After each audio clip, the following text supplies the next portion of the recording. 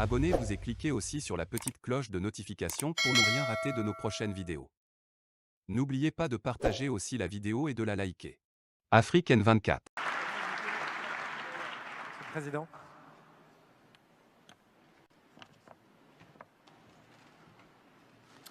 Merci beaucoup, Monsieur le Président de la République du Sénégal, Monsieur le Président en exercice de l'Union africaine, cher Macky Sall, Mesdames et Messieurs les ministres, Mesdames et Messieurs les parlementaires,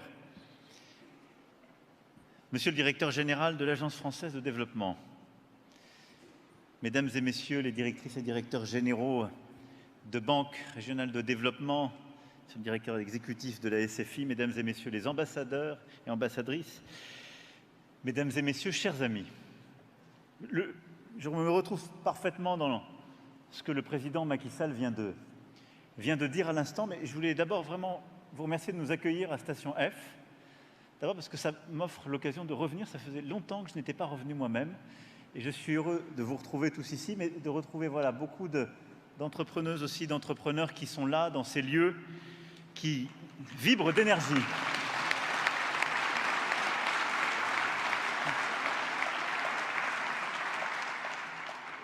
Je le dis aussi, cher Président, parce que dans ce lieu qui est la plus grande pépinière de start-up du monde, où il y a des programmes qui sont lancés, c'est véritablement le monde entier qui vient pour développer des activités à Paris.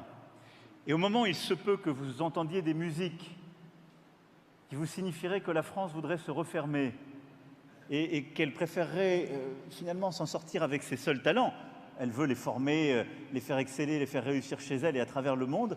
Je veux aussi vous dire qu'on continue à être très fiers d'accueillir des talents du monde entier pour créer dans tous les domaines.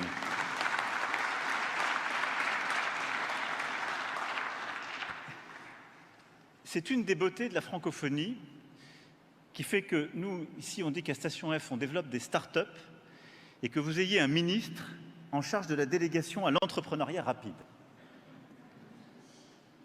Vous nous donnez des leçons, à juste titre.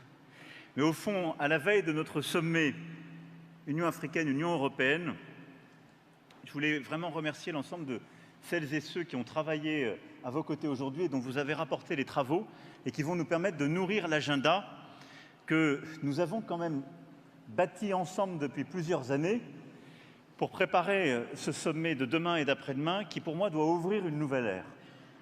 Et beaucoup des choses que vous venez de dire aujourd'hui vont être au cœur de nos travaux, car l'idée est bien de changer la philosophie, le logiciel profond de notre relation. Et je veux d'abord revenir sur ce point. Il y a quelques jours, dans la revue Le Grand Continent, le professeur Achille Mbembe, qui nous a beaucoup accompagnés, qui malheureusement ne peut pas être avec nous aujourd'hui, mais je crois nous suit et que je salue amicalement, nous interpellait avec son style habituel, que j'aime beaucoup. Je le cite, « Il faut passer d'une approche techniciste et apolitique de l'aide publique au développement à une nouvelle approche, celle qui permettra de redonner un sens, de construire un projet, un cap à une relation qui vivait dans le passé. » Et je crois que c'est ce qu'on essaie modestement de faire au niveau français, ce qu'on voudrait maintenant accélérer au niveau européen et ce qu'on veut faire tous ensemble dans tous les domaines.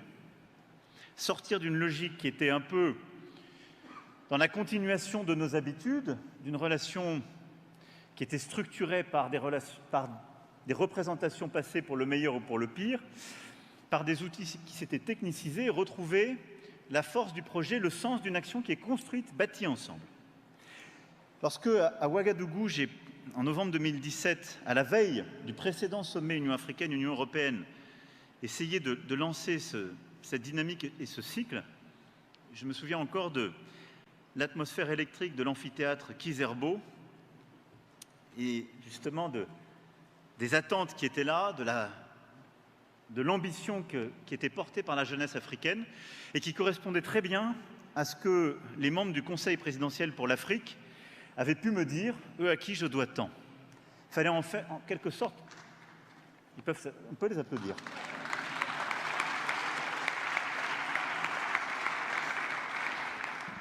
Mais dans un continent qui est si jeune, pourquoi nous entêter à utiliser des mots qui étaient connotés par le passé, à rester enfermés dans des catégories et au fond à garder les mêmes catégories de regard et à ne pas crever les abcès qui existaient. Alors on a essayé d'amorcer une rupture de ce logiciel de pensée et d'action avec l'Afrique. D'abord en affrontant certaines pesanteurs du passé, ce qui n'est jamais évident. Ça a été les actes de restitution du patrimoine africain, la réforme en profondeur de la gouvernance du franc CFA, la reconnaissance de notre responsabilité au Rwanda, autant de verrous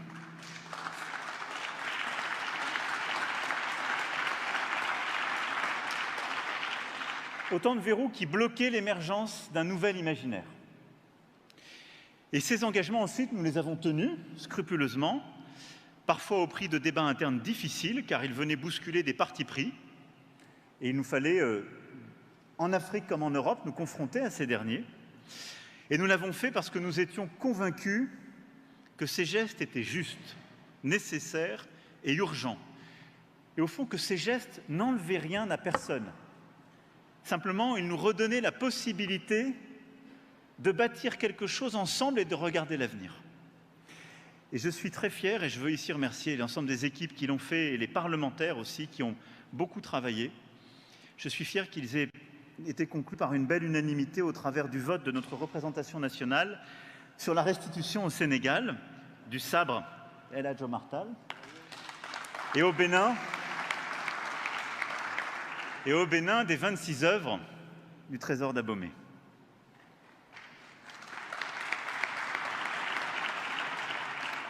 Nous avons aussi réinvesti des champs d'action dont nous nous étions éloignés, il faut bien le dire. L'éducation, en particulier la scolarisation des jeunes filles, l'enseignement supérieur, avec des approches nouvelles, dont le campus franco-sénégalais que vous avez évoqué est une formidable illustration. Nous qui sommes parmi les pays au monde qui accueillons le plus d'étudiants africains, nous n'avions que trop peu développé des projets partenariaux avec les universités africaines en Afrique. Et on a ensemble revisité en quelque sorte ce dogme qui consistait au fond à dire à la jeunesse africaine qui voulait accéder aux études supérieures « Nous avons des projets pour vous, ils sont en Europe ». Et de permettre de bâtir des projets en Afrique avec les Africains, en les cofinançant et en permettant de bâtir des trajectoires où toute la licence pouvait se faire parfois plus proche de sa famille et de chez soi, où il y avait ensuite des partenariats, où le master pouvait ensuite aller se faire en France, où des doctorats étaient construits entre plusieurs universités. Et je remercie l'ensemble des professeurs des universités qui se sont engagés dans ce projet. La culture aussi a été remise au cœur de notre relation, mais là aussi en changeant le regard, le logiciel, avec la saison Africa 2020, qui grâce à la ténacité de Ngone Fall, a fait mieux connaître aux Français l'exceptionnel trésor de créativité africaine contemporaine de Lagos, Luanda ou Nairobi. Et pendant des mois, dans les institutions de la France entière, nous avons eu des artistes contemporains africains qui ont créé, qui ont présenté leurs œuvres, qui sont venus les exposer, ce qui ne s'était jamais fait avec cette ampleur, avec cette vitalité et ce partage. Nous avons aussi ouvert des champs nouveaux, directement en prise avec les attentes de la jeunesse la plus entreprenante du monde, comme vous l'avez parfaitement rapporté. Et grâce à l'initiative Choose Africa, nous avons déployé 3 milliards d'euros au bénéfice de 26 000 entreprises africaines et de plusieurs milliers de micro-entrepreneurs.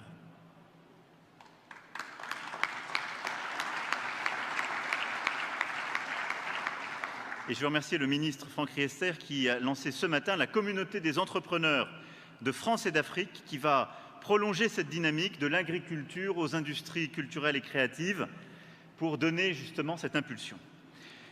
Je veux aussi remercier les équipes de Digital Africa.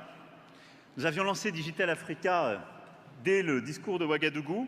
On a eu des moments difficiles, autant se dire les choses franchement, qui étaient liés à la gouvernance aussi, parfois à des malentendus qui se sont installés, donc on a eu des ratés. On a appris de ces ratés et comme on dit dans le langage, on a pivoté le modèle et on a rebâti grâce à la force, à l'énergie des équipes qui ont eu cette intelligence.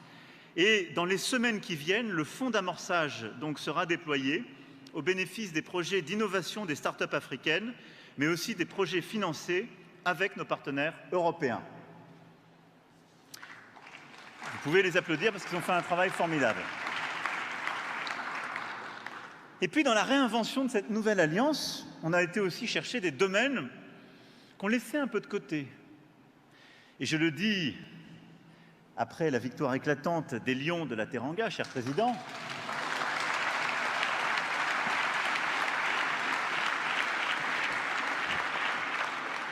le sport fait partie de cet agenda. Et donc, en effet, nous avons décidé de réinvestir dans des projets qui d'ailleurs sont en lien avec à la fois l'éducation, l'entrepreneuriat, mais on s'est mis à financer en partenariat des infrastructures sportives, des projets avec les fédérations africaines, européennes, internationales, dans le football, dans le basket, dans de nombreux sports. On a financé aussi des multiplexes, de la formation, et tout ça contribue, on le sait, ô combien au rayonnement africain, qui peut devenir aussi un de ses moteurs économiques. Parce que c'est du développement de la jeunesse, c'est de l'éducation de la jeunesse, c'est de l'entrepreneuriat, et c'est du développement aussi d'une industrie culturelle, créative, partout en Afrique, avec des potentiels extraordinaires. Et je sais, cher Rémi, que l'AFD sera au rendez-vous sur ce sujet, et que le basket africain a trouvé avec vous son meilleur coéquipier.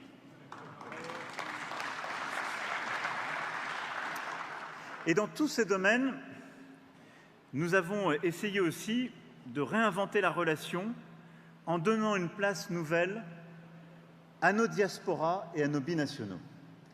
C'est là où je dis que c'est une conversion du regard dans la méthode. Et je veux ici saluer le travail de la ministre Moreno, son implication.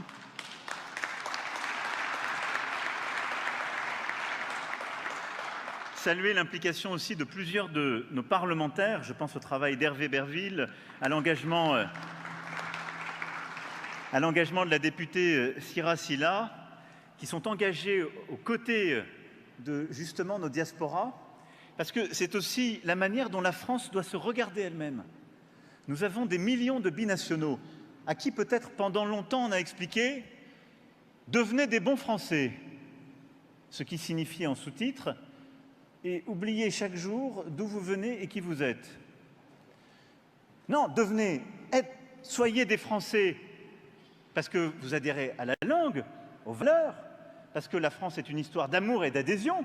On vous demande de respecter les lois de la République, d'être pleinement là, de former vos enfants dans les lois de la République, d'y adhérer. Mais votre richesse est précisément cette culture, cette famille, ce lien différent. Apportez-le aussi à la France pour nous aider à penser nos politiques avec l'Afrique.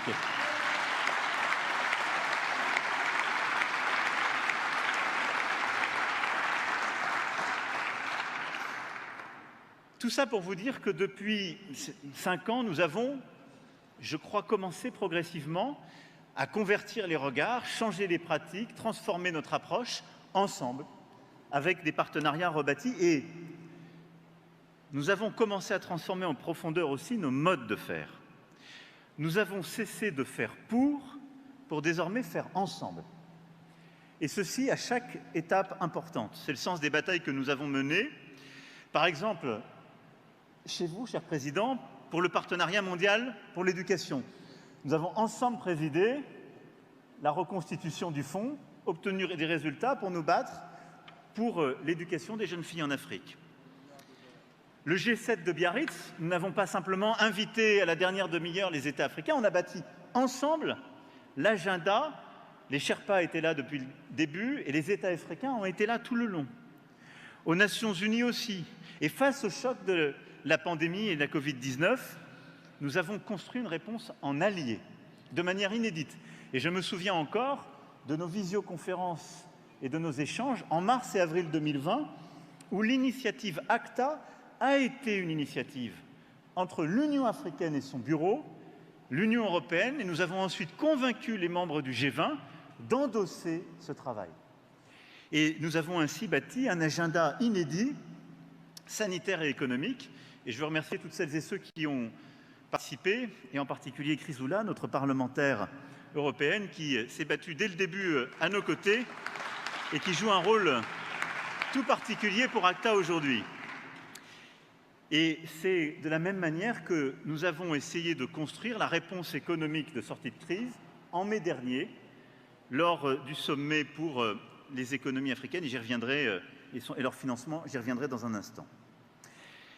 Jamais nous n'avions engagé autant de chantiers, jamais nous n'avions réuni autant de moyens, et la France a fortement augmenté son engagement grâce à la loi dédiée à la lutte contre les inégalités mondiales, qui a été portée à l'Assemblée par le député Hervé Berville, et dont je veux ici saluer la mobilisation collective, le travail du ministre et du ministère de l'Europe et des Affaires étrangères et de toutes les équipes, l'ensemble des agents sur le terrain, toutes nos ambassades partout mobilisées, nos opérateurs, le groupe AFD bien sûr, mais également l'Institut français, Business France, la BPI et tous nos concitoyens aussi des organisations non gouvernementales et associations en première ligne qui nous ont aidés à faire ce changement de modèle et à pousser à ce réinvestissement unique. Merci infiniment.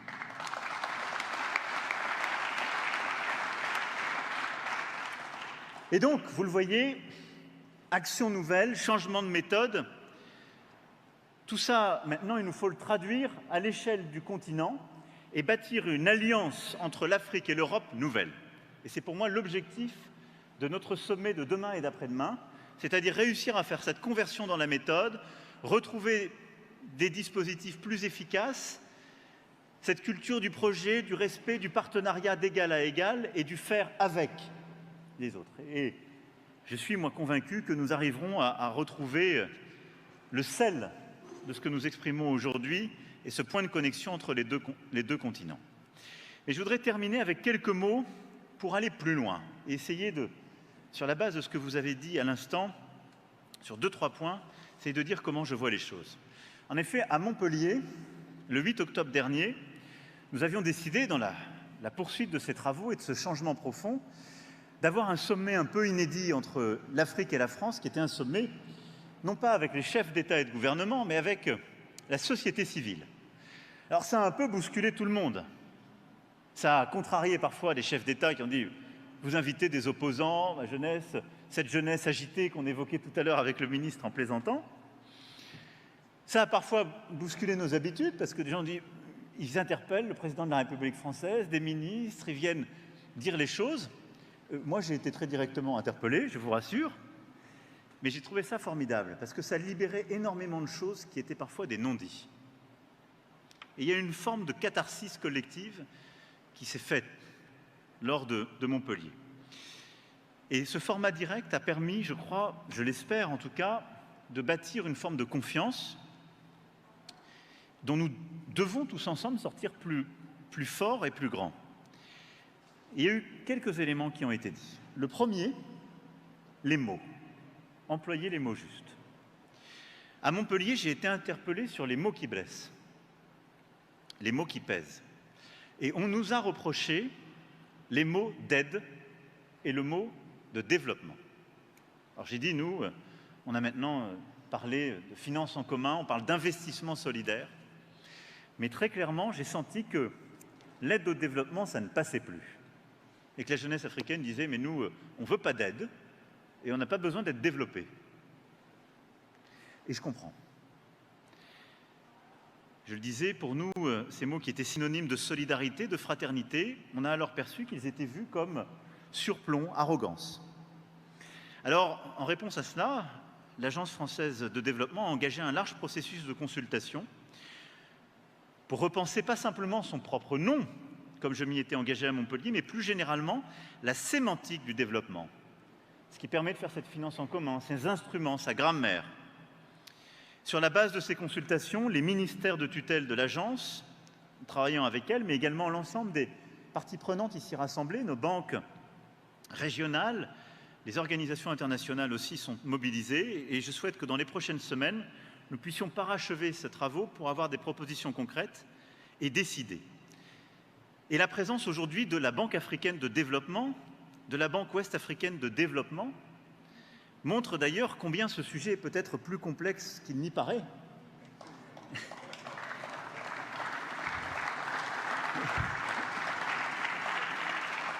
Et que peut-être que le travail qu'on fait est précurseur d'autres travaux qui viendront, mais que derrière ça, plus que les mots, c'est un travail sur la méthode qui est demandé. Et qui est au fond de continuer ce faire avec que nous avons conçu et commencé. Le deuxième élément, on a été interpellé sur les questions de défense. Ça, on en parlera ensemble et j'aurai à m'exprimer demain. Mais j'ai entendu ce qui m'était dit par la jeunesse africaine. Troisième élément, on nous a interpellés sur les questions de financement. Et là, je voudrais dire quelques mots en réponse à ce que vous avez dit, ce qui a été travaillé par les équipes et ce que le président a dit tout à l'heure. Nous sommes à un moment absolument clé pour l'Afrique, parce que l'Afrique est en train de sortir, je l'espère comme nous tous, de cette pandémie, mais dans une situation très différente. Le choc sanitaire n'a pas été tout à fait le même, sauf que, parce que l'Afrique est plus jeune, parce que c'est moins mesuré, parce que les opinions publiques ne sont pas forcément aussi sensibles, mais nous avons vu à ce moment-là les limites de notre solidarité collective quand il y avait urgence, les insuffisances de la production en Afrique de vaccins, et ça on va essayer de le régler lors du sommet, mais on a commencé ensemble au printemps dernier, et on a vu surtout qu'on avait trop collectivement abandonné le soutien au système de santé primaire dans beaucoup de pays d'Afrique. Et ça, on ne doit pas l'oublier en sortie de crise. Mais surtout, c'est un choc économique et financier inégalé pour le continent africain, ce Covid. Parce qu'il a conduit à fermer des sociétés très jeunes qui ont besoin de communiquer au sein du continent avec le reste du monde et d'être ouvertes. Les chiffres sont toujours à revoir, mais il y a quelques mois encore, la Banque mondiale donnait le chiffre d'au moins 300 milliards de dollars sur la période 2020-2025 de besoins de financement supplémentaires de sortie de crise. 300 milliards de dollars. C'est sans doute davantage, si on est honnête avec nous-mêmes. Et cela même dans une période où on demande au continent africain d'aller plus vite sur la transition énergétique et climatique, et où le continent africain a, lui, à vivre une transition démographique inédite, parce qu'il a cette jeunesse qui est une opportunité extraordinaire, mais qui suppose d'investir beaucoup plus dans l'éducation et dans la formation continue et dans la création d'opportunités économiques. C'est un défi qu'aucune autre région n'a à vivre avec cette force. Donc en effet, ce qu'on a décidé de faire en mai dernier, c'est de dire on endosse l'émission de droits de tirage spéciaux du Fonds monétaire international, 650 milliards. Formidable. Si on applique nos clés de répartition, ça veut dire 33 milliards pour l'Afrique. On est loin. Nous avons pris l'engagement de dire on va réallouer nos droits jusqu'à 20% pour obtenir 100 milliards pour l'Afrique. Nous devons absolument finaliser la part d'efforts européens dans les 2 prochains jours. La France va confirmer officiellement sa réallocation de 20% et nous allons mettre la pression sur tous les collègues.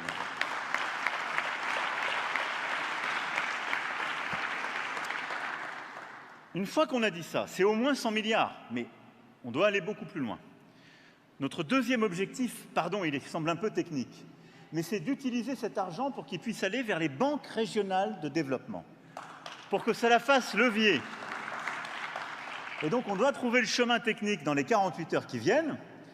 Je le sais qu'on y arrivera, avec la Banque centrale européenne, avec nos banques régionales de développement, et je salue la BERD et la BEI ici présentes, avec aussi le FMI et sa capacité d'innovation pour trouver les bons chemins. Et puis après, vous l'avez dit, Président, vous l'avez dit, Monsieur le Ministre, il faut que ça arrive sur le terrain. Et au fond, je voudrais juste qualifier 2 catégories d'investissements avec des règles très différentes, mais c'est notre défi pour les prochaines années. Nous allons devoir accélérer très fortement sur les grandes infrastructures solidaires et durables. Ça, l'objectif qu'on doit se donner avec le sommet Union africaine-Union européenne, je crois qu'on y arrivera, je l'espère, on va se battre, c'est d'avoir une liste de très grands projets qui correspondent à ce que vous avez cité, écrite en dur, pas des mots, des projets, sur lesquels l'Europe va s'engager pour avoir des grands projets d'infrastructures, de construction, de systèmes énergétiques, et pour accompagner concrètement. Donc ça, c'est l'investissement, infrastructure durable, où on mobilise justement ces canaux de financement et où on aide des États, des régions, des communautés, parfois des villes, à bâtir ce dont elles ont besoin pour le transport urbain, pour permettre justement le déploiement d'énergies renouvelables, pour permettre de l'assainissement d'eau, pour permettre des projets de ce type qui sont très chers, où il faut un cadre, où il faut des maturités assez longues. Et donc là, nous allons avancer. Puis il y a un deuxième défi pour que l'argent arrive sur le terrain, c'est ce que vous avez très bien dit, c'est l'investissement sur l'entrepreneuriat et les jeunes. La SFI joue un rôle extraordinaire en la matière. On a mobilisé et lancé cette initiative pour l'entrepreneuriat africain en mai dernier, et donc on va continuer et renforcer. Mais le défi, et tous les entrepreneurs qui sont là le savent, quel est-il? C'est qu'on parle à chaque fois de projets qui sont relativement, par définition, réduits. Donc ils sont portés par des gens qui ne sont pas connus par les systèmes. Ils sont portés par des gens qui, par définition, ne sont pas dans des grandes entreprises, par des gens qui prennent des risques, qui donc parfois ont déjà échoué, ou pour lesquels ce sont parfois les premiers projets. Ils sortent en effet de l'économie informelle. Ils n'ont pas de solidité financière derrière eux, ils n'ont pas de réseau relationnel. C'est déjà très très dur dans les économies très développées, très riches comme la nôtre. C'est pour ça d'ailleurs qu'on a mis beaucoup de temps à aider cet entrepreneuriat et notre système est encore imparfait. C'est extrêmement difficile dans les économies qui sont pays pauvres ou pays en voie de développement. Et le défi qui est le nôtre, c'est que nous avons construit des infrastructures financières qui sont faites pour les grands projets ou les projets étatiques. Mais il nous faut trouver les capteurs de projets sur le terrain et la manière de soutenir des projets dont la nature de risque et de financement est très différente. C'est ça le défi qui est nôtre. C'est aussi un défi organisationnel. C'est celui qu'on a en matière de biodiversité quand on lance ce projet de Grande Muraille Verte. La Grande Muraille Verte, dans 13 pays, ce sont des dizaines de milliers de petits projets agricoles. Et donc, le défi qui est le nôtre, c'est de savoir comment l'entrepreneuse ou l'entrepreneur qui a un projet agricole, qui a un projet de start-up dans le numérique, qui a un projet d'éducation ou autre, un projet artisanal, va trouver les milliards d'euros qu'on a annoncés dans un bureau à Abidjan, à Dakar, à Bruxelles ou à Paris, qui sont structurés par des canaux qui ne le connaissent pas forcément et qui ne connaissent que des acteurs institutionnels. C'est pourquoi on a besoin d'initiatives comme la vôtre, comme votre délégation générale, et c'est pour ça qu'on a besoin de plusieurs types d'innovation. Premièrement, innovation organisationnelle sur le terrain. Des banques régionales africaines, des gouvernements et des collectivités publiques africaines, et de nous, dans nos réseaux, de sortir de nos relations, de nos acteurs, de nos interlocuteurs habituels, pour aller tous chercher les projets les plus fragiles, les jeunes, les femmes, les actrices et les acteurs de cette économie informelle africaine dont vous avez si bien parlé. Nous organiser différemment. Et deuxième chose, il faut d'autres types de financement. Quand on parle de financer des entrepreneurs, ce n'est pas du tout des grands projets de subvention, de prêts concessionnels, comme on le fait pour l'infrastructure durable. C'est de l'amorçage, c'est de l'accompagnement, c'est parfois un peu de financement, et comme c'est fait ici d'ailleurs, du mentorat, du tutorat, de l'accompagnement technique, de l'accompagnement de projet. Ça va être également la capacité à avoir des réseaux et rentrer dans du relationnel. Donc c'est très différent. Et surtout, ça n'est pas que du financement public. C'est aller mobiliser des dizaines, voire des centaines de milliards d'euros de financement privé. Mais parce qu'on aura positionné le financement public au bon endroit. Quel est le bon endroit? C'est de prendre la part de risque que les acteurs privés ne veulent pas prendre.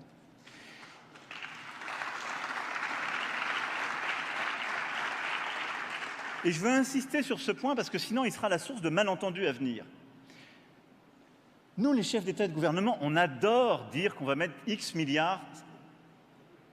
Évidemment, parce qu'on dit qu'on est très ambitieux, on compare nos milliards. Mais c'est beaucoup plus important que l'argent arrive chez vous. C'est pour ça qu'il vaut mieux présenter des projets. On le disait tout à l'heure en présentant, moi j'ai, dans beaucoup de pays, vendu des écoles 42 auxquelles je ne peux rien.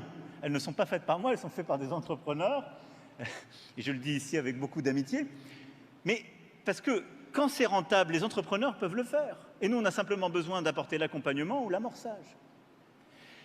C'est cette logique qu'il nous faut trouver sur beaucoup de projets de financement de l'entrepreneuriat sur le continent africain. Et donc, il nous faut construire dans différents secteurs avec vous des fonds de garantie, des fonds qui vont couvrir les premières pertes. Et il faut en quelque sorte, dans certains cas, couvrir la part de risque pays, qui est le différentiel entre tel État africain et tel État européen, et couvrir la part de risque que le secteur donc, privé ne veut pas prendre. mais pas plus. Et vous verrez qu'après, on arrivera à mobiliser énormément d'acteurs institutionnels. Pourquoi ? Parce que moi, je regarde les asset managers, les fonds du monde entier. Nous sommes à un moment de l'économie mondiale où il n'y a jamais eu autant de liquidités de financement privé. Les gens, partout, cherchent comment investir. Et ils cherchent de la rémunération. Et ils surinvestissent parfois en créant des bulles dans les économies développées, dans des secteurs, à mon avis, où ils vont surrémunérer de la valeur qui n'est pas totalement créée. Si on sait construire le cadre où on prend la part du risque qu'ils ne comprennent pas ou qu'ils ne veulent pas porter, on va mobiliser des dizaines, des centaines de milliards d'argent privé venant du monde entier sur le continent africain. Et là, on sera allé au bout de la logique. Là, on sera allé au bout de la logique qui est que ça n'est pas de l'aide, c'est bien de l'investissement. Il faut prendre une part qui, elle, peut être solidaire, on choisit le nom, mais derrière, ce sera de l'investissement totalement rentable. Et donc, c'est ça qu'il nous faut construire. En effet, le public prend sa part, le privé prend sa part, mais on doit changer cette logique. Dernier mot et quatrième remarque dans cette suite que je voulais évoquer, c'est notre posture, notre positionnement. Longtemps, la France a pu soutenir des régimes au pouvoir ou des ambitions individuelles. Longtemps, notre défense de la démocratie se réduisait à soutenir aussi des processus électoraux qui ont achevé de discréditer un modèle qui n'apportait pas les améliorations espérées par les populations. C'est un défi d'ailleurs pour tous les Occidentaux en Afrique. C'est un défi en particulier pour la France en raison de son passé colonial. Et je crois que c'est en train de devenir un défi pour l'Afrique elle-même. Mais au fond, on reprochait parfois un peu tout et son contraire à la France. C'est-à-dire qu'on lui disait, dès que la France parlait de démocratie, vous n'avez pas à nous donner des leçons de démocratie depuis votre pays, sur le nombre de mandats et autres. Et dès que la France venait soutenir un régime tel ou tel qui n'avait pas respecté tous les standards, on disait, vous, bien beau, vous venez soutenir des régimes qui ne sont pas démocratiques. On perdait à tous les coups. Ça peut arriver encore, je vous rassure. Donc c'est une question très difficile. Pourquoi ? D'abord parce que les démocraties vivent une crise. Et elles le vivent en Occident. Il faut être lucide. Ensuite, parce que le système démocratique est en train, sur le plan universel, de vivre lui aussi une crise. C'est qu'on voit bien que nous avons des puissances autoritaires qui se développent économiquement, d'autres puissances autoritaires régionales qui sont en train d'installer ce qu'on appelle aujourd'hui un narratif, un récit, en consistant à dire que la démocratie, c'est un ensemble de valeurs à vocation régionale. Mais il y a peut-être d'autres modèles d'organisation politique qui peuvent prévaloir dans le monde. Moi, je pense que c'est très dangereux, cette voie. Et donc, du coup, l'Afrique va être un théâtre d'influence sur ce sujet dans les années à venir. Je vous le dis en toute franchise. C'est-à-dire qu'il va y avoir des gens qui iront voir les putschistes ou les régimes autoritaires en leur disant « N'écoutez plus les donneurs de leçons, j'arrive, j'ai mes solutions de financement, je vais vous aider, vous allez réussir. » Ayons l'autoritarisme heureux. Peut-être que ça marchera d'ailleurs, et ça va essayer de convaincre des gens. Et d'autres gens iront vous dire « Regardez ces démocraties qui vivent des crises, c'est compliqué. » Et donc, vous allez avoir, et je le dis devant un ami dans un pays démocratique qui a vécu des alternances, le président Macky Sall est le fruit d'une alternance politique. Je pense que les années et les décennies à venir seront fondamentales à cet égard. Je pense que la solution n'est pas du tout dans une autre région qu'en Afrique. Mais je pense que nous avons tous à essayer de continuer à bâtir, à réinventer nos pratiques démocratiques. Et au fond, qu'est-ce que c'est de savoir comment le peuple, sous des processus et des formes qu'il se donne, décide pour lui-même de son avenir en respectant toutes ses composantes et ses parties prenantes. Et se donne des règles, des rites, qui font qu'on peut décider, toutes les parties étant respectées, y compris lorsqu'elles ne sont pas majoritaires, et qu'il y a des moments réguliers qui peuvent permettre des alternances et donc des changements, et que c'est le peuple, par ses truchements, qui se dote de ses lois, de ses règles, et qui choisit son destin. On voit bien que nous aurons beaucoup de pratiques à réinventer partout, en France aussi. Je le dis avec beaucoup d'humilité. Mais l'Afrique, ce sera un sujet immense, surtout dans un continent où la jeunesse a un tel besoin de participer à son avenir, et où cette jeunesse, qui est une première dans l'histoire de l'humanité, elle est connectée au reste du monde. Donc elle sait ce qui se fait ailleurs, elle sait ce à quoi elle a le droit, elle sait ce qu'elle peut prétendre, elle sait ce que sa voix apporte. La contribution modeste que la France entend apporter, c'est une pierre que je mets sur le chemin que nous aurons à bâtir ensemble. C'est d'essayer, sur la base des propositions qui ont été faites à Montpellier, la base du travail d'Achille Mbembe, de lancer ce fonds d'innovation pour la démocratie. Et donc, nous l'avons décidé, il sera financé. Et à Montpellier, nous avions réuni pendant une journée une centaine d'acteurs, africains et français, engagés sur les questions de citoyenneté, de démocratie locale, d'innovation sociale, de liberté d'expression. Ce sont des citoyens comme eux, c'est-à-dire des militants associatifs, des blogueurs, des entrepreneurs sociaux, des chercheurs, des intellectuels, des artistes, des acteurs de syndicats ou de partis politiques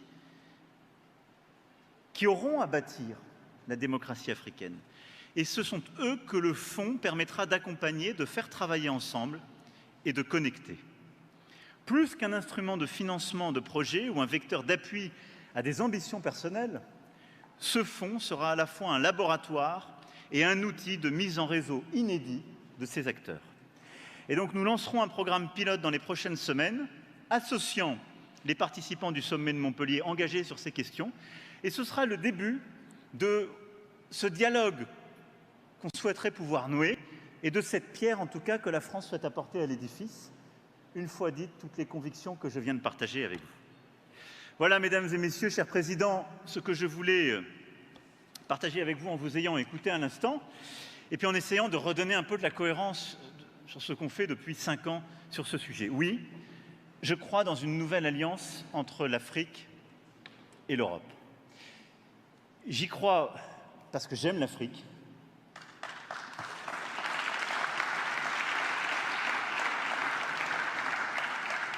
J'aime sa jeunesse, sa force, sa créativité, son esprit d'entreprise, et je pense que l'Afrique a une contribution inédite à apporter au reste du monde dans les années qui viennent et qu'elle apportera des solutions qui nous inspireront. Et je pense que nous sommes à un point d'inflexion où l'Afrique, que beaucoup ont regardé comme un endroit qu'il fallait en effet aider, où on devait exporter des solutions d'ailleurs, est en train de devenir, elle l'a été en fait de manière formidable, mais on ne voulait pas le voir dans beaucoup de domaines, mais dans tous les domaines que j'ai cités, elle sera de plus en plus un continent qui apportera des solutions, sa force, sa contribution.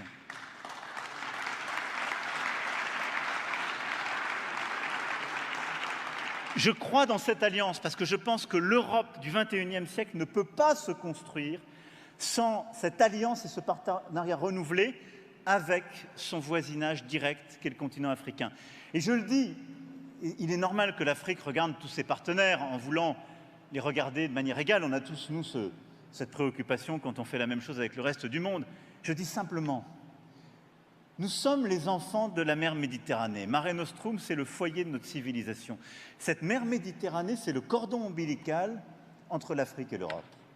Et donc, nous avons une relation très particulière, qu'on le veuille ou non, c'est que ces deux continents sont liés de mémoire de civilisation et ne peuvent pas construire les siècles qui viennent l'un sans l'autre. Et donc oui, l'Europe du XXIe siècle sera une Europe qui se pensera avec le continent africain. C'est une évidence.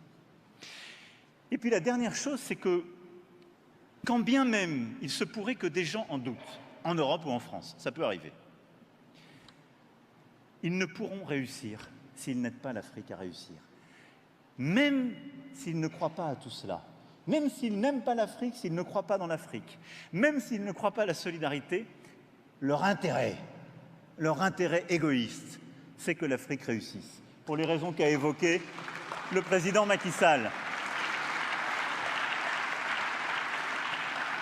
Parce que si l'Afrique ne réussit pas, je peux vous dire une chose, l'Europe échouera, les nationalismes triompheront, les conflits migratoires se multiplieront et les herses se redresseront.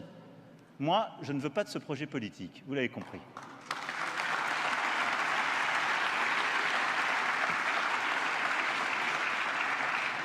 Donc pour toutes ces raisons, revisitant un slogan bien connu, mais qui avait été utilisé en d'autres temps, dans d'autres contextes, There is no alternative. On n'a pas le choix. On n'a pas le choix, nous allons le faire et nous allons bâtir ensemble cette nouvelle alliance entre l'Afrique et l'Europe. Merci à tous.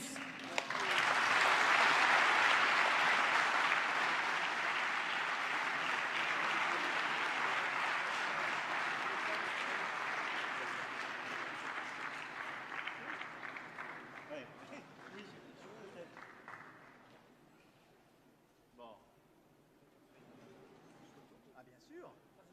Viens, on fait une photo. Mets-toi là. Mets-toi au milieu.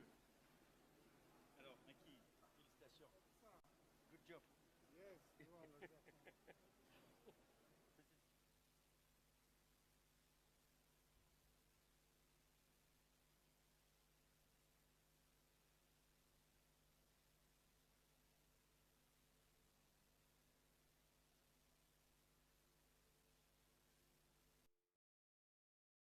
Likez la vidéo si ce n'est pas déjà fait. Laissez aussi votre point de vue en commentaire.